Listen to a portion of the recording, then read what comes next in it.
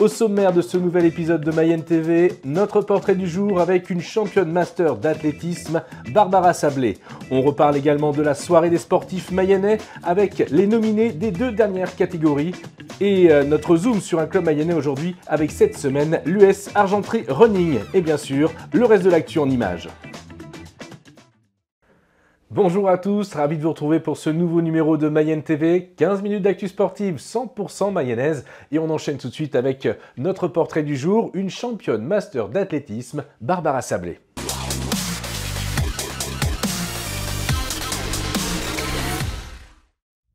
Aujourd'hui, nous avons rendez-vous au Jardin de la Périne à Laval avec Barbara Sablé du Stade Lavallois Athlétisme, une championne master qui vient d'avoir 51 ans et qui reste toujours en piste. Et nous sommes donc aujourd'hui avec Barbara Sablé. Barbara, merci de nous recevoir ici dans ton terrain de jeu, on va en parler tout à l'heure. Mais d'abord, présente-toi un peu aux Mayennais qui nous regardent. Alors, je m'appelle Barbara Sablé. Mon sport de naissance, même, je peux le dire, c'est l'athlétisme. J'ai toujours fait de l'athlétisme, jusqu'à aujourd'hui, je pratique encore. J'ai principalement perfé, moi, quand j'étais chez les vieux, on va dire, master. Donc j'ai 2 titres de championne de France, j'ai doublé en 2012 sur 200 et 400 en été.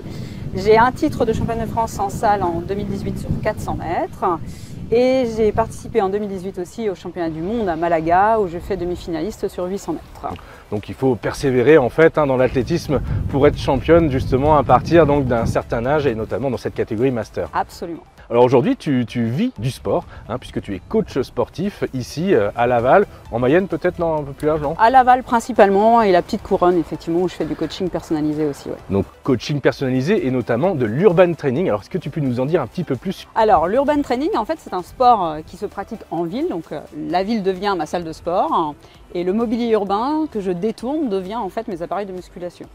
Ça se passe en groupe.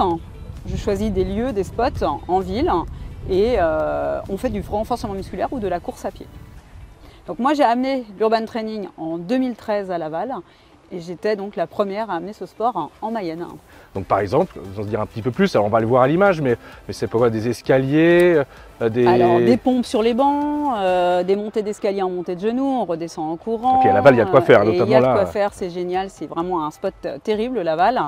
On va choisir d'aller sur des parkings à vélo pour faire des tractions, pour aller faire des dips. Il y a multiples possibilités en fait avec tout le mobilier urbain. En termes de compétition, toujours en catégorie master, tu continues encore les entraînements, tes ambitions pour l'année 2023? Alors, je continue à m'entraîner, même si j'avais plus vraiment d'ambition sur des compétitions de haut niveau. Il s'avère que cette année, on reçoit les championnats de France Master à Laval en juin. Excellent. Donc évidemment, c'est à la maison. Je vais me remettre à l'entraînement et probablement me présenter sur 400 ou 800. Ça sera le choix à faire selon ma forme. On sera là pour te suivre, notamment en juin. En plus, c'est à Laval, donc forcément, oui. Nous serons là parmi vous. Et puis, si vous voulez, un coaching personnalisé avec Barbara, tu as un site internet? J'ai un site internet, donc www.bab-urbantraining.com et vous trouverez tous les renseignements sur ce que je pratique à Laval. Très bien, merci beaucoup Barbara. N'hésitez pas donc à contacter Barbara. À très bientôt. À très bientôt. Voilà, merci à Barbara de nous avoir donné un peu de son temps. En tout cas, moi, c'est décidé, je vais prendre des cours avec Barbara. J'en ai un petit peu besoin. Allez, on enchaîne tout de suite, nous, avec la soirée des sportifs mayennais et les nominés des 2 dernières catégories. On avait vu, lors de notre émission précédente, la catégorie du meilleur sportif, du meilleur espoir et de la meilleure équipe. Je vous propose de faire un point sur les nominés de la catégorie du meilleur master et de la personnalité de l'année.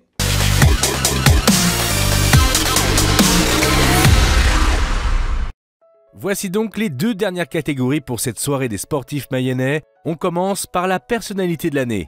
Première nominée, Sandrine Forget, présidente de l'écurie Océan Mayenne, l'écurie gestionnaire du circuit Maurice Forget à Châtillon-sur-Colmont. Elle est aux manettes du rallycross de Mayenne qui a enregistré un record d'affluence lors de la dernière édition.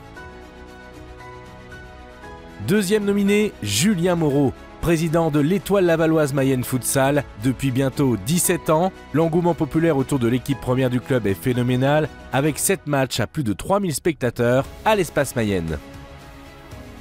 Troisième nominé, Jérôme Brizard. Arbitre de football, le Mayennais est sélectionné actuellement pour la Coupe du Monde de football au Qatar et il a été en charge de la vidéo lors de la dernière finale de la Ligue des Champions. Quatrième nominé, Guy et Jocelyne Lériget. Ces deux personnalités, mari et femme, ont donné 20 ans de bénévolat aux boucles de la Mayenne, une épreuve désormais inscrite en pro-série dans le calendrier UCI. Dernière catégorie, le Master de l'année. Premier nominé, Pierre-Alain Debois. Il fait partie du club de l'US Angers Voile Paddle et a été sacré champion du monde master de stand-up paddle en Pologne. Deuxième nominé dans cette catégorie, Adrien Leroux, sportif du club d'Ernée Triathlon. Il a notamment remporté l'Ironman de Sardaigne, ce qui lui a permis de se qualifier pour les championnats du monde de la discipline aux États-Unis.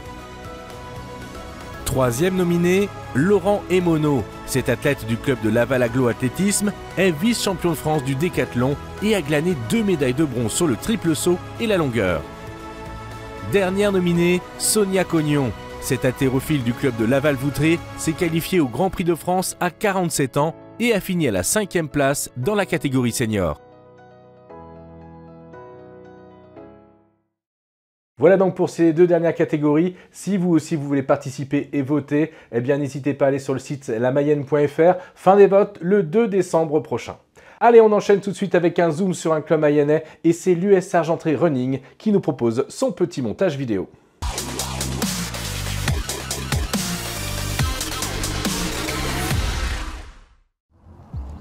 Bonjour, bienvenue sur notre terrain de jeu, le terrain de jeu de l'US Running Argentré.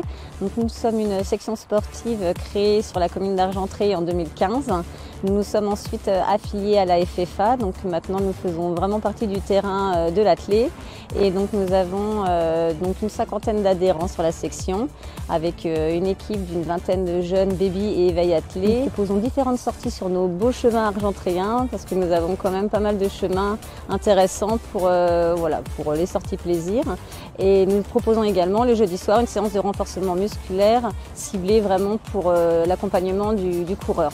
Nous avons également 2 sorties le samedi et le dimanche.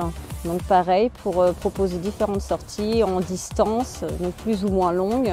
Et parfois nous sortons un petit peu de nos sentiers et nous allons un petit peu voir ce qui se passe sur les chemins un peu plus loin. Et donc nous organisons depuis 3 ans l'Argentréenne, qui aura lieu cette année, le 18 décembre 2022. Alors l'Argentréenne 2022, ce sera la 4e édition. Cette année, une nouveauté, une course de 24 km. Donc elle partira à 9h15 en même temps que la course 16 km. Donc tous ces coureurs partiront en même temps et les coureurs du 24 km continueront le parcours alors que ceux du 16 termineront. Ce sera un parcours entièrement nouveau pour la marche. Donc ils emprunteront un parcours en bord de Joanne d'une distance de 9 km et demi environ. Ensuite, à 10h partira la course de 8 km avec un parcours qui a été également légèrement modifié, avec un changement de secteur, avec un parcours en bord de Joanne également prévu. Toujours avec une dénivelée peu élevée de manière à ce qu'elle soit accessible à tout le monde. Ensuite, à 11h30 environ, se dérouleront les courses enfants. Donc, ils seront accueillis par le Père Noël. Pour organiser tout cela, nous avons environ 120-140 bénévoles qui seront répartis sur le site et sur les parcours. On vous attend nombreux le 18 décembre.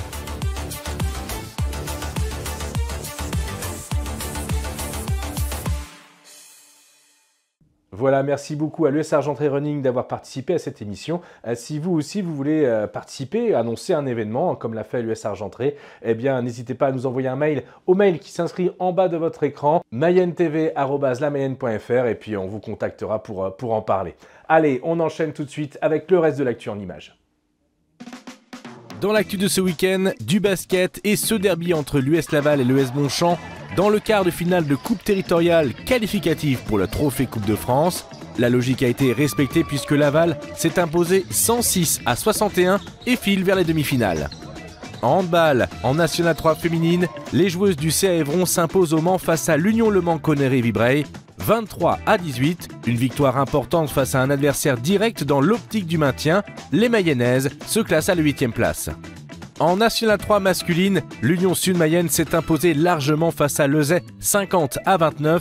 Devant un public de Meillet-du-Maine venu nombreux, il se positionne à la 2e place derrière l'US Orléanaise. Dans les autres résultats, en volley, en National 3 féminine, la SPTT s'est inclinée 3-2 sur le terrain de Neuville et 9e au classement. Du côté des garçons en National 3 masculine, la SPTT s'est imposée à Paris UC 3-0 et reste leader. En tennis de table, en National 2 féminine, Montjean-Laval s'est donné de l'espoir pour son maintien avec une victoire ce week-end face à Saint-Maur 8-6. Prochain match important et décisif le 10 décembre prochain face à Torigné-Fouillard à domicile. Et en National 3 féminine, Laval-Bourny-Changé a assuré son maintien grâce à sa victoire face à Fresnes-Chevilly 8-1.